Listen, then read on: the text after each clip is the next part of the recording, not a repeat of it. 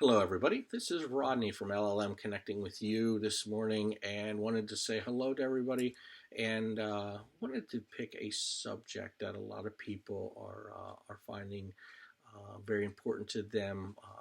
As we had said on our original podcast, that we are going to be hitting subjects that you guys have questions with. So that is what we're going to do. So today we are going to focus on two subjects that work very closely together. One of them is parenting, and the other one is screen time.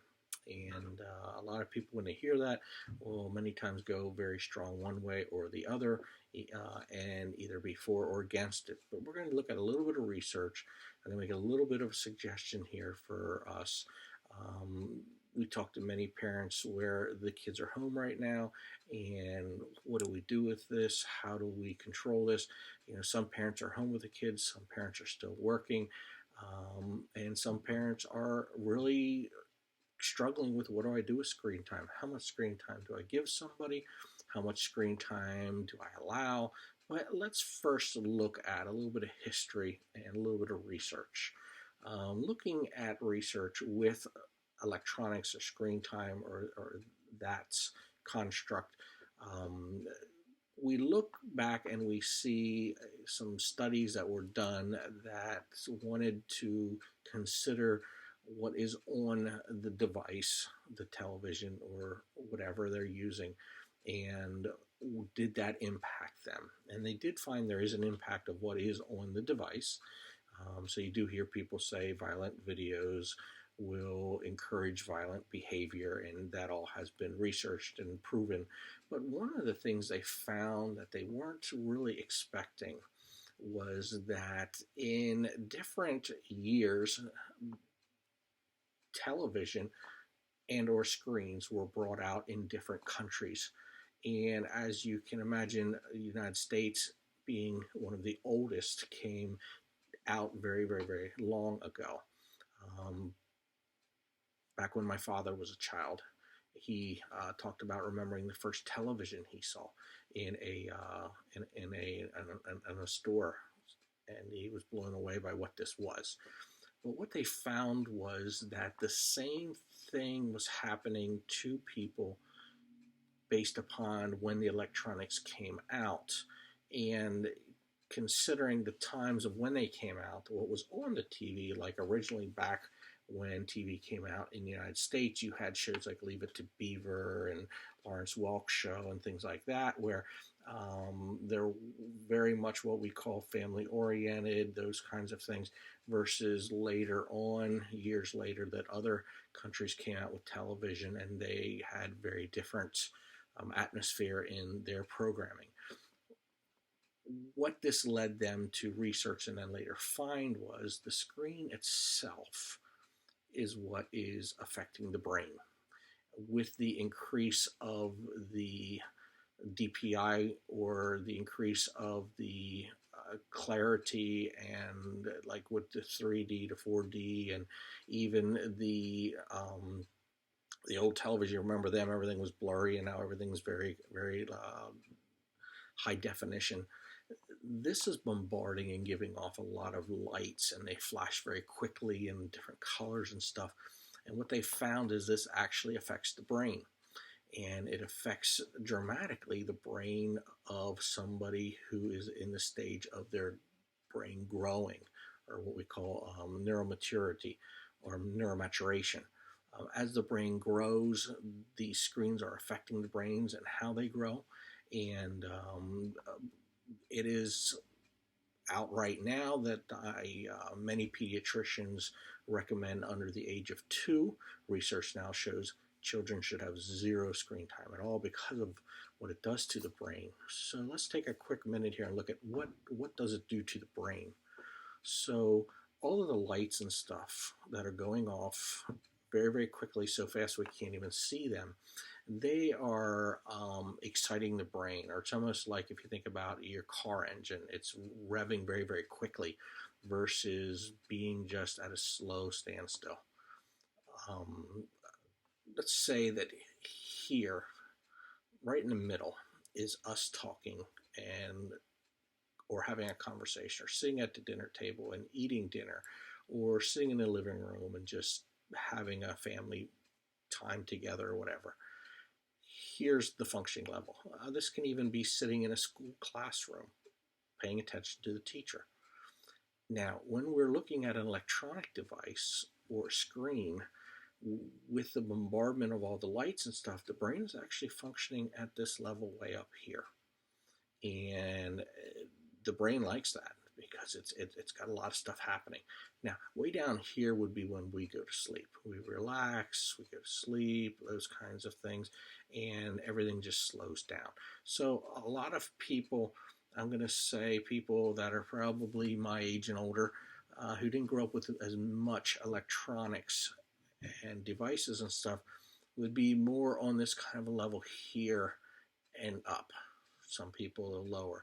But the more time we spend staring at a screen, the more the brain functions at this higher level. Now imagine in the last number of generations where we've grown up with screens. I notice when I go to the grocery store, a child will be given an iPad or given a phone or something to keep them entertained. Keep in mind that is up here. And that is literally growing the brain to function at a normal level up here. So if we're always staring at a screen, the brain itself is adapting and changing and growing very quickly as children, slower as an adult to function up here rather than down here. So when you see people that are staring at their screen and can't seem to get off, or kids want to play the video games or want to watch television or something like that, keep in mind that that is up here. So for lack of better terms, it's almost like addicting. And that I want to be here, I want to be here, I like it, I like it, I like it, I like it, I want to stay here, I want to stay here. And then if we allow our children on the screen time, the majority of the time, majority of the hours of a day, this becomes the normal up here. And then all of a sudden we bring them home, or they're home from school, and now we want them to function at this level, and their brain wants to function at this level. So there's a lot of speculations. There's a lot of thoughts. There's a lot of people who believe that too much screen time is literally changing the brain formation. Actually, it's not even speculation. It's science that proves that the brain itself is changing. Some people will say, why is this more important with children versus adults? Children's brains are growing. Roughly around the age of 24 is when your brain stops the first process of growth. After that, it adapts. It still changes, but it doesn't actually grow like we would think of, like a child's grows. So while it's growing, it's almost like creating a road system. If you look at a map and you see all the roads, it's creating that. When you change those roads after everything's created, it takes a lot more time and work than it does to create a new one. The new ones go very, very quickly. Children's brains are growing very, very quickly. One of the things that I would really strongly encourage us as parents, and for me as grandparent, is the amount of time that our children spend in front of the screen because of this. If your kids are at home, I encourage you to find other things for them to do. I'm not saying take away the screen time. I'm not saying take away things. Moderation, I think, is important. But if your child is on the screen all day long, now keep in mind they are spending a lot of time on the screen because of school. That's still affecting the brain. And I know I get a lot of kids in the office here that get very upset because their parents have adjusted their screen time because they like their video games or watching videos or surfing the internet or something like that. But I'm really going to encourage you to consider that time. Consider replacing that time with fun things. Do family game night. Spend times with meals together. Go outside and play. Do stuff with your children that do not put them in front of a screen. And at first, it may be hard, especially the longer they're normally being in front of the screen. the harder it's going to be to pull them away from this. But I would really encourage you to put a time limit on it and to try to judge what's best that you feel, considering what they're on already with other things. And also keep in mind all the different kinds of screen time they're having. How do we bring that down? How do we adapt that? And how do we also get them involved with other things? So that is a very, very quick overview of screen time, how it affects the brain, and reactions that our kids have. So I would encourage you again, have that discussion.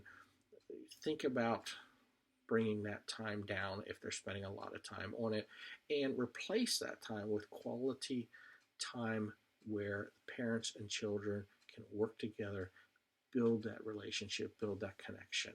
So that is what we'll look at today. We will connect again here in a few days and look at another topic. Please like us, please connect with us, please save us, and that way we can see some of the response here, and we will continue to bring topics that we find that you guys are asking about.